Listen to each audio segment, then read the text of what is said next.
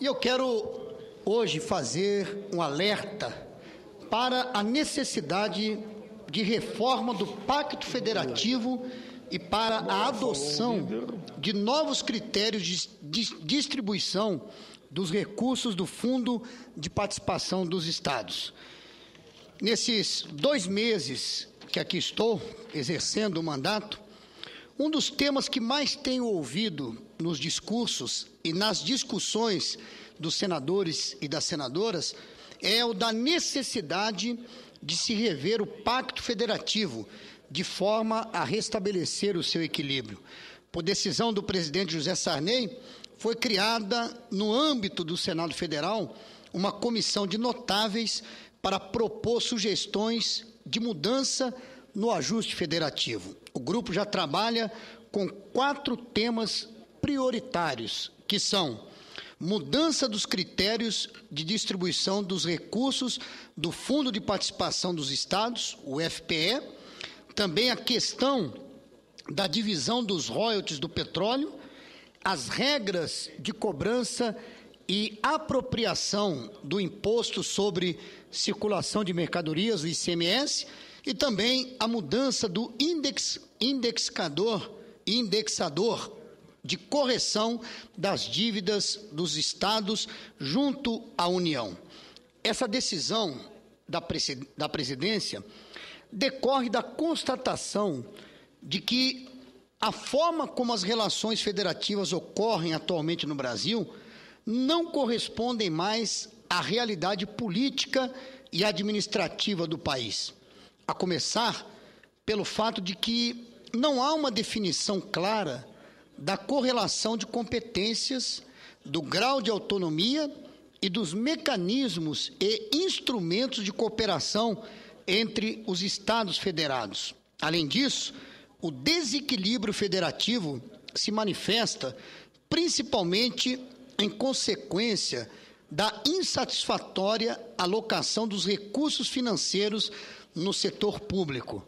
O Brasil é, provavelmente, a única federação que coloca os municípios na condição de entes federados.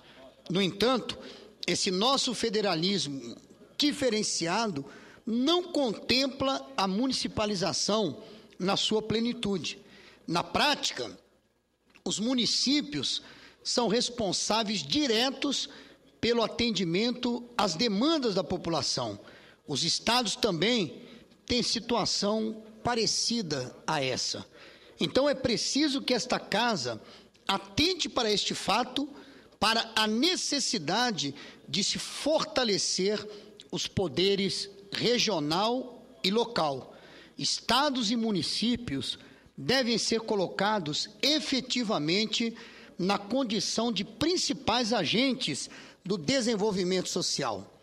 Com efeito, em vez de um federalismo equilibrado, cooperativista e duradouro, prevalece hoje um modelo competitivo e bastante conflituoso, tanto no sentido vertical, abrangendo União, estados e municípios, quanto no horizontal, que envolve os estados entre si, a exemplo da chamada guerra fiscal do ICMS.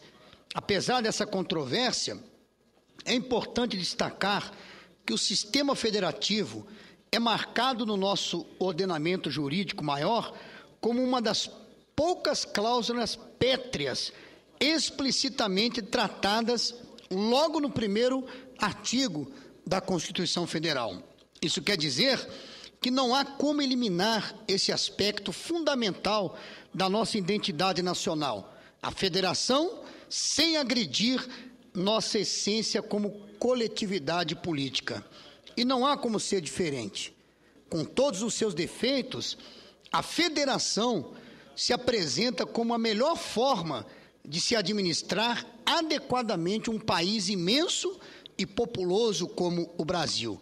Federalismo é isso, é compartilhar essa tarefa com outros níveis intermediários de governo, regionais e locais, sendo que esses estão mais na ponta, onde as pessoas moram, trabalham e constituem as suas famílias. Para levar em frente esse desafio, é fundamental que haja entidades tais como os estados e municípios na estrutura da administração pública. Mas não é apenas para ajudar a administrar um país de dimensões continentais que os estados existem. Eles existem, sobretudo e principalmente, e é o que aqui eu defendo, para ajudar a promover o desenvolvimento harmônico de todas as regiões que compõem o Brasil. Porém, da mesma maneira que há estados mais ricos e mais pobres, há também municípios com mais ou menos recursos, com maior ou menor demanda por bens e serviços governamentais.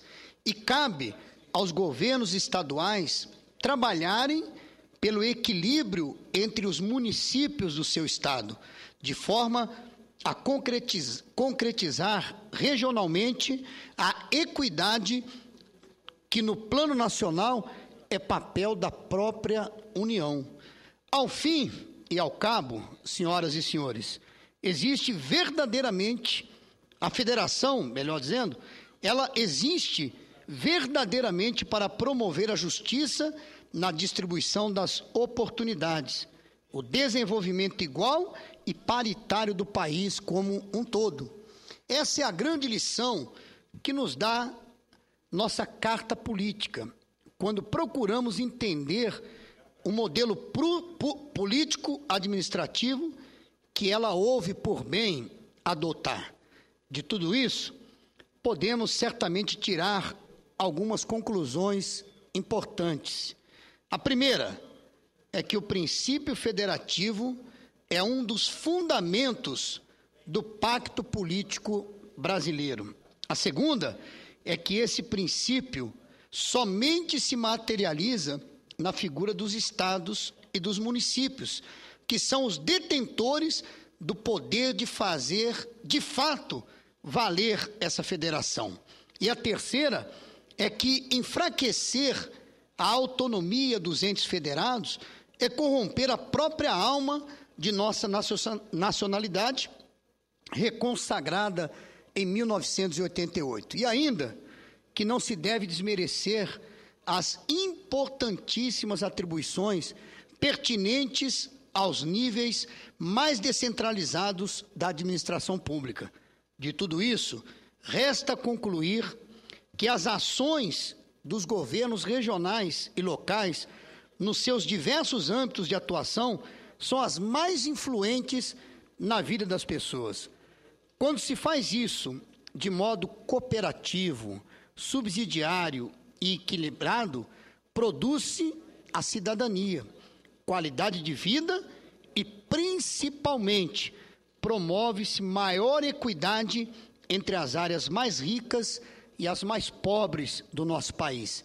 Entretanto, senhor presidente, senadores, senadoras, o nível de insuficiência de recursos a que os estados chegaram em nossos dias praticamente inviabiliza a capacidade de execução dessa missão. Da mesma forma, se reproduz esse mesmo panorama em grande parte dos municípios brasileiros, pela incapacidade que têm de atender a demanda de serviços e bens públicos das populações locais. A verdade é que hoje no Brasil, apenas a União exibe uma capacidade relevante de manejo de recursos, enquanto a Federação Brasileira definha ante a mínima autonomia financeira a que chegaram as instâncias descentralizadas, ou seja, os estados e os municípios. É desagradável essa constatação.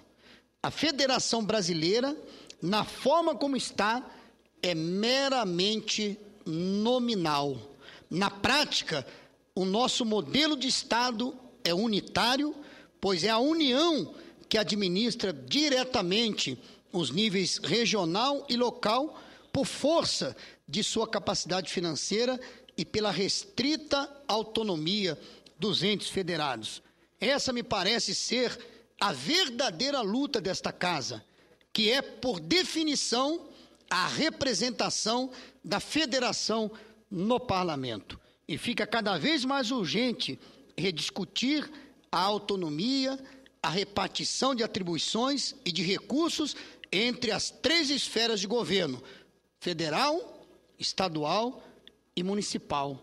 Mas a outra face desse problema, que também é urgente e relevante, é a definição em bases mais justas e mais sensatas de um novo critério de distribuição horizontal dos recursos financeiros do Fundo de Participação dos Estados, o FPE.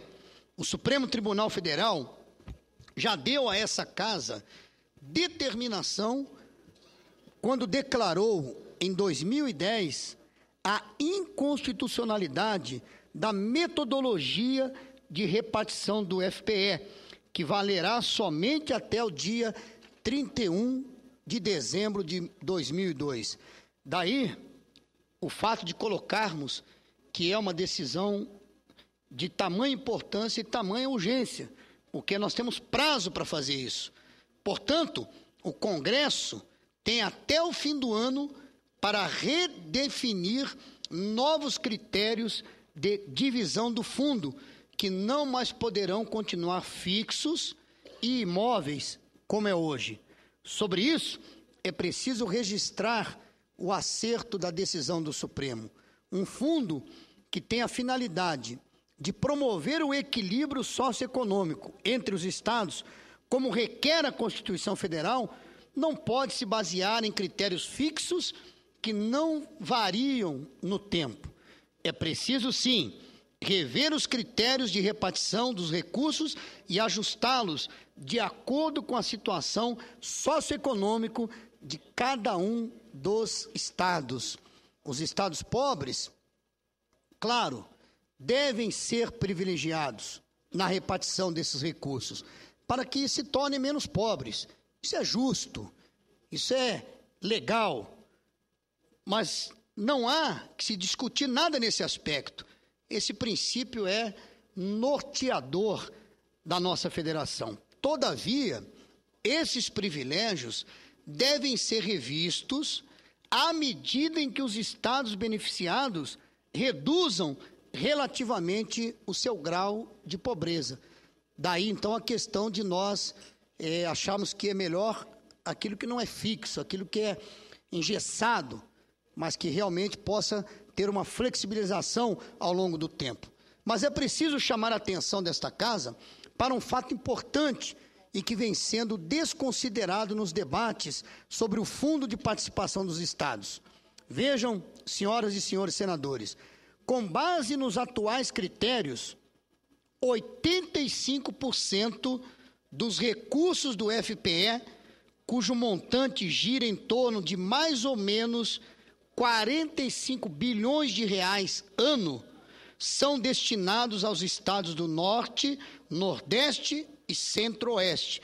Quer dizer, 85% fica no Norte, Nordeste e Centro-Oeste, se tratando aí de 45 bilhões de reais ano. Isso não é pouco, sendo o FPE hoje a terceira principal modalidade de transferência de recursos entre os entes federativos. Maiores que o FPE, no global, somente o repasse de ICMS dos estados para os municípios e a contribuição dos estados para o Fundo de Participação dos Municípios. Com apenas 15% desses recursos, ou melhor, como apenas 15% desses recursos são destinados às regiões Sul e Sudeste, estados como o Rio de Janeiro recebem pouco mais de 1,5% de todo o volume distribuído pelo fundo atualmente. Menos que isso, somente São Paulo, com um percentual fixo de 1%. Na outra ponta, ao contrário, temos a Bahia, com 9,5% aproximadamente, e o Ceará, com cerca de 7,3%.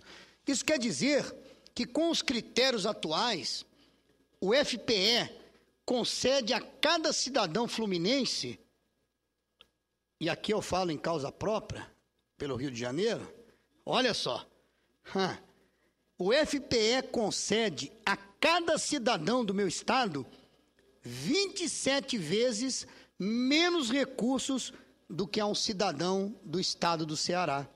Se a conta fosse feita tomando-se São Paulo ao invés de Rio, e aqui eu falo com meus amigos de São Paulo que estão nos visitando aqui agora, né? O Ronaldo Castro, nosso presidente lá do PRB, na cidade de Santo André.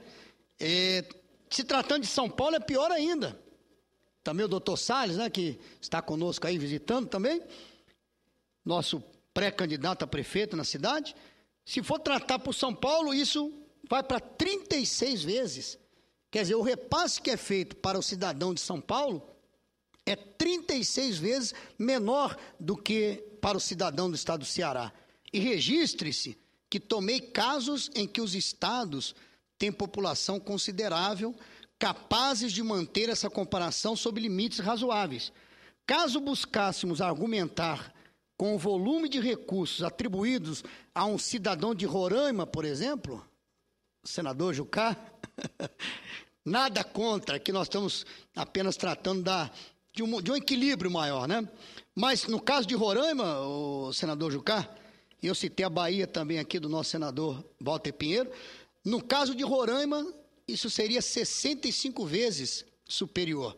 Quer dizer, um cidadão de Roraima, na divisão do FPE, em relação ao cidadão fluminense, ele tem 65 vezes mais recursos. Então, calculado para cada carioca e estonteantes 250 vezes o valor atribuído a cada paulista, comparando-se com Roraima. Ora, senhor presidente, eu não vou e nem poderia ser contra o esforço nacional voltado a promover o desenvolvimento equânime das diversas regiões brasileiras, mas isso precisa de parâmetros que regulem adequadamente esse esforço para que o movimento pela justiça não promova ele mesmo a injustiça que veio combater. Isso seria um grande erro. A elevada concentração dos recursos do FPE para os estados do Norte, do Nordeste e do Centro-Oeste parece justa, considerando que o nível de desenvolvimento dessas regiões e o número de estados, que são 20 ao todo, mas isso contempla o Distrito Federal, que tem o maior IDH do país. Repito, o critério até parece justo, mas não é. Ainda mais se considerarmos que os mesmos critérios de repartição dos recursos do fundo, que tem viés redistributivo, também estão sendo concretamente cogitados como parâmetros para a repartição dos royalties e também da participação especial provenientes da exploração do petróleo. E não somente com relação aos novos campos do pré-sal, pretende-se que até mesmo as receitas das áreas de exploração já licitadas tenham o mesmo destino, o que significa, dentro desse mesmo parâmetro, que na divisão dos royalties, 85% ficaria com o Nordeste. Nós teríamos estados como Piauí, que não produz petróleo, que não produz uma gota de petróleo, teria mais recursos do royalties do que o próprio Rio de Janeiro, que é o maior produtor de petróleo do Brasil, onde cerca de 85% do petróleo produzido no Brasil vem do Rio de Janeiro. Por isso, há uma forte preocupação com o que finalmente será decidido no que diz respeito aos novos critérios do FPE. É importante lembrar que os estados do Sul, e em especial os do Sudeste, têm dentro dos seus limites territoriais enormes bolsões de pobreza concentrados não somente no entorno das regiões metropolitanas de suas capitais, mas também no interior. Não se pode, portanto, utilizar os princípios compensatórios hoje, limitados à distribuição do FPE, para a alocação de uma série constantemente crescente de outros recursos, como é o caso dos relativos à exploração do petróleo. É vital, ao contrário, olhar para todo o quadro e definir, na divisão horizontal de recursos entre os estados e municípios, uma estratégia global que faça justiça e não outra que promova um estado de coisas ainda mais injusto e desequilibrado. Por isso, é justo que se adote, em parte, na questão do FPE, o critério distributivo, direcionando maior fatia de recurso a estados com renda per capita mais baixa. Mas também considero que deve-se levar em conta o critério devolutivo, de forma que os estados que mais contribuem com a arrecadação para o fundo sejam melhor compensados por essa razão. O que eu também quero aqui fazer o alerta é que a busca do equilíbrio é muito difícil em situações